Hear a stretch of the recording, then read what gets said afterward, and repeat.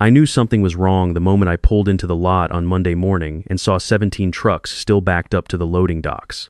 At 6 a.m., those bays should have been empty. My drivers should have been 200 miles east by then, running their routes through the Kansas flatlands with coffee thermoses and country radio. Instead, they were sitting there with engines idling, and not a single dispatch screen was lit up inside the building. I've been the senior routing operations manager at Heartland Freight Solutions for 11 years. We move goods across 19 Midwestern states, retail inventory, medical supplies, perishables, automotive parts. At peak season, I'm coordinating 840 drivers out of 4 regional hubs, and on any given Tuesday morning in October, I can tell you exactly where every single truck is, what's in it, and what time it'll hit its next stop. I built that system from the ground up, back when this company ran deliveries out of a spreadsheet and a prayer. It wasn't pretty, but it worked.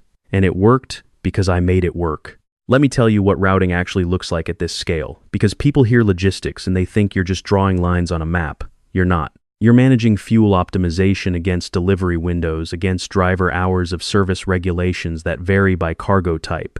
You've got cold chain requirements for pharmaceuticals. Insulin doesn't care about traffic on I-70. You've got hazmat corridors in 6 states that change based on construction seasons and weather. You've got retailer dock appointments that are scheduled to the 15-minute window. And if your driver shows up late, that store charges you back $150 per pallet. We have pharmaceutical clients with penalty clauses that kick in at the minute mark. One missed delivery window on a hospital supply run can trigger a contractual review that costs the company more than my annual salary. I had built a routing engine over 7 years, part proprietary software, part custom API integrations, part a set of adjustment rules I maintained myself based on patterns I'd learned from experience. I knew, for example, that the I-80 corridor through Nebraska runs 10 minutes slow every Tuesday between 7 and 9 a.m. because of a shift change at the Fremont processing plant that backs up the on-ramp. I knew that our medical client in Omaha had a loading dock supervisor named Darlene who would refuse a delivery if the paperwork wasn't alphabetized in a specific way, not company policy, just Darlene. I knew that 3 of our refrigerated units ran warm in temperatures below 20 degrees, and I had those drivers on specific routes that kept them out of the high-value cold chain loads during winter months. None of that was written down anywhere. It lived in my head the same way a master mechanic carries the sound of an engine knock that tells him exactly which cylinder is misfiring. You can't document instinct. You can't put 11 years of pattern recognition into a user manual. That's what made what happened in October so predictable, and what made it so preventable. My new boss came in during August. Our previous COO retired after 16 years. Good man. Understood operations. Stayed out of the way of people who knew what they were doing. His replacement was a woman named Renata Cross, brought in from a consumer goods company on the East Coast. Sharp dresser, sharp talker, full of phrases like data-driven transformation and algorithmic scalability. She'd never run a trucking operation in her life, but she had a consulting background and a lot of confidence in things she didn't fully understand. What I didn't know right away was that Renata had a son. His name was Tyler.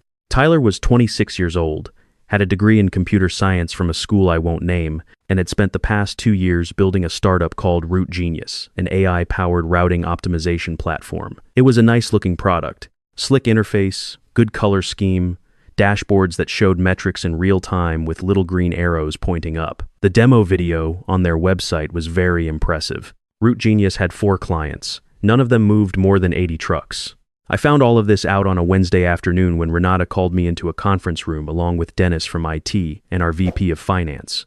Tyler was on a video screen at the end of the table, wearing the kind of shirt that costs $200 but is designed to look like it costs $20. He smiled when I walked in with the easy confidence of someone who has never personally watched a system fail at scale. "Marcus," Renata said, "I want to introduce you to someone who's going to help us modernize our routing operations.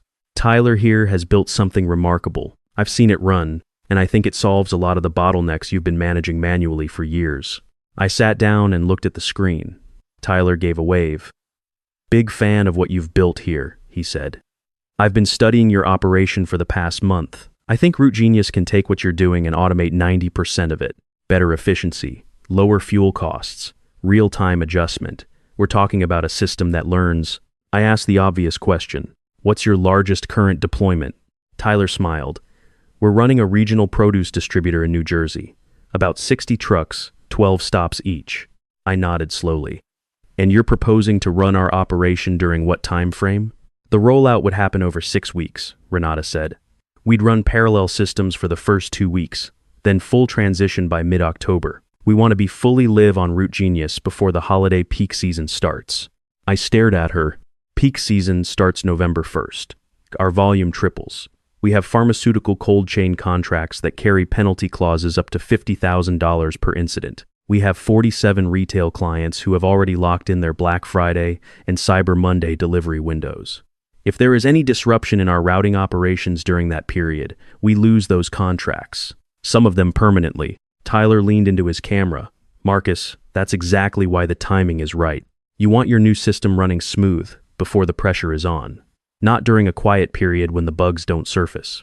The logic was so backwards I had to take a breath before responding. You want to cut over to an unproven platform running 1/10 our volume, with a 6-week runway, going into the highest stakes 30 days of our year. It's proven, Tyler said, his smile getting a little tighter.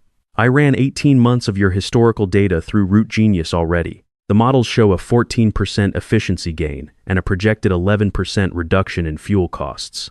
Models. I'd heard that word before, usually right before something expensive stopped working. Running historical data through a system tells you how it would have handled the past. It tells you nothing about how it handles the edge cases, the driver who calls in sick at 4 a.m., and needs 3 routes reassigned in 12 minutes, the dock strike at a retail hub that makes you reroute 40 pallets through an alternate facility that has a loading dock weight restriction you've memorized and Root Genius has never seen. I looked at Renata. I want it noted that I am formally recommending against this transition timeline. We should pilot Root Genius on one regional hub, run it for a full quarter, and evaluate performance before any enterprise rollout. Renata looked at me with the patient expression of someone who has already made the decision and is only holding the meeting as a courtesy. Marcus, I appreciate your caution, but we've done the analysis, and the window is now. Tyler will work closely with your team during the transition. I left the meeting and walked back to my office. I sat down in my chair and looked at the dispatch wall, 840 active truck icons, moving in real time across a 19-state map, every one of them representing a driver, a cargo load, a delivery promise, and a client relationship we'd spent years building. Then I looked at the little Root Genius logo on the business card. Tyler had emailed me and thought about 60 trucks in New Jersey delivering tomatoes.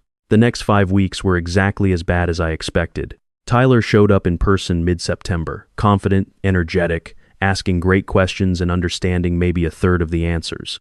His team did the integration work, which Dennis from IT supervised with the expression of a man watching someone else's car roll slowly toward a guardrail.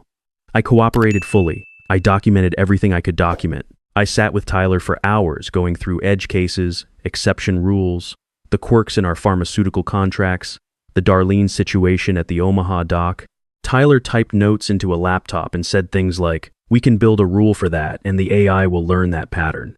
I'm sure he believed it. He wasn't stupid, exactly. He just had the kind of confidence that comes from never having personally faced the consequences when something goes wrong at scale. When you've only ever run 60 trucks delivering produce, you don't viscerally understand that 840 trucks across 19 states in November is not just a larger version of the same problem. It's a categorically different problem.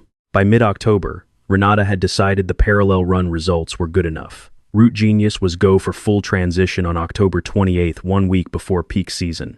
I sent a formal written objection to Renata and copied the VP of Finance. I outlined 5 specific failure scenarios, estimated the financial exposure for each, and recommended a 90-day delay to the full rollout. Renata replied with 2 sentences thanking me for my input and confirming the October 28th go-live date. 3 days before the cutover, she called me back into her office. Dennis was there, no Tyler this time. "Marcus," she said, "I want to have a candid conversation about the transition." I sat down. "We think it would be cleaner to do the full cutover without having you running a shadow system in parallel. Tyler's team has full command of the platform. We'd like you to step back and let them operate independently during the first 2 weeks." I understood what she was saying. She was telling me my shadow system would make it too easy to fall back on the old way, that my presence would undermine Tyler's team's confidence, that the cleanest path forward was for me to be out of the operational picture. What does step back mean exactly? We're offering you a transition package, Dennis said, which was when I knew what this meeting actually was. Renata had decided my institutional knowledge was a liability to her plan. Easier to remove me than to listen to me every time something went sideways. I asked for the paperwork and took it home that night.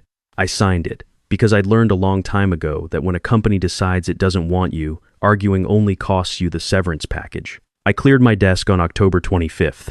My last official act was to leave a 12-page operations manual on Renata's desk with a note that said, "This covers about 60% of what you'll need. The other 40% is in my head. Good luck." Root Genius went live on October 28th. I spent the first 3 days at home. I refinished a section of hardwood floor in my living room that I'd been putting off for 2 years. Took my dog on long walks, slept 8 hours a night. I had a glass of bourbon on my porch and watched the sunset and thought about what I was going to do next. My phone started ringing on Halloween. The first call came from my former dispatcher, Carol, who had 22 years with the company and knew every inch of our operation. She wasn't panicking. Carol never panics. But I could hear it underneath her voice when she said, "Marcus, I just wanted to give you a heads up. Things are getting a little strange on the dispatch floor." "Strange how?" "Well," she said, "Root Genius rerouted 42 drivers this morning based on what it said was a fuel optimization adjustment. But the alternate routes it picked go through Dodge City, and the Dodge City bypass has a weight restriction on the outer loop that went into effect in August. We've got 3 trucks sitting on a county road right now waiting for a special permit." I knew that weight restriction. I had updated my routing rules for it in September. It was not in the Root Genius database. I thanked Carol and told her I hoped things settled down. They did not settle down. By November 1st, I was getting texts from people I'd worked with for a decade. Route conflicts were appearing, 2 drivers showing up at the same dock appointment. The system was flagging pharmaceutical deliveries as standard freight and routing them on the slow roads. A refrigerated unit running a medical supply load to Sioux Falls had been assigned a route that added 4 hours to the trip because Root Genius had optimized for fuel efficiency without accounting for the fact that the cargo had a delivery temperature requirement and a hard cutoff window at the receiving hospital's pharmacy. Tyler's team was working around the clock, fixing rules, pushing patches, rebuilding lookup tables, and every patch they pushed broke something downstream, because that's what happens when you're doing emergency surgery on a live system that you don't fully understand yet. Then November 5th arrived, the first Monday of peak season. I woke up at 5 a.m. because my phone was ringing with a number I didn't recognize. I let it go to voicemail. Then it rang again.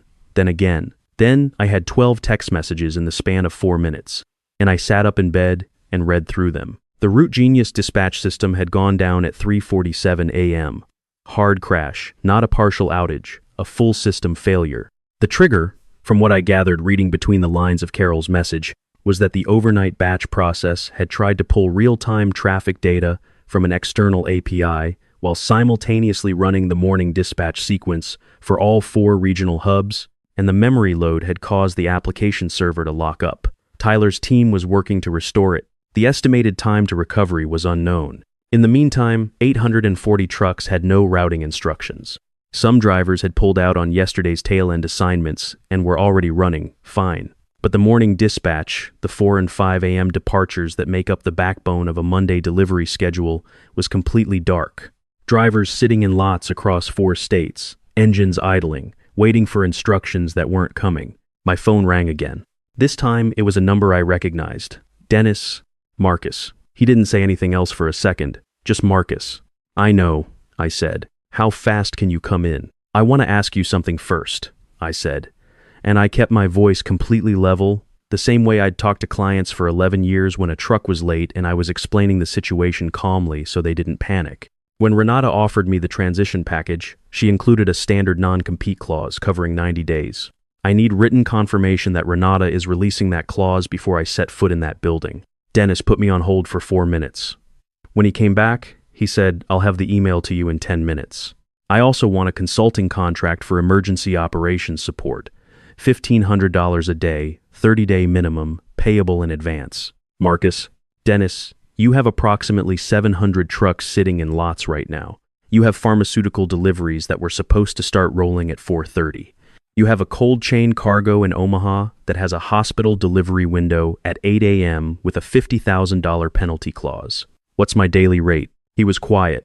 1,500, he said. 2,500, I said. And I report to the board directly, not to Renata, for the duration of the engagement. I'll call you back. He called back in 6 minutes. Done. I was dressed and out the door in 20 minutes. I hit the highway with coffee in one hand and my old operations laptop firing up in the passenger seat. I had kept full backups of my routing system on my personal server, not out of spite, just out of the habit of a man who has watched enough systems fail to know that backups are the only thing standing between order and chaos.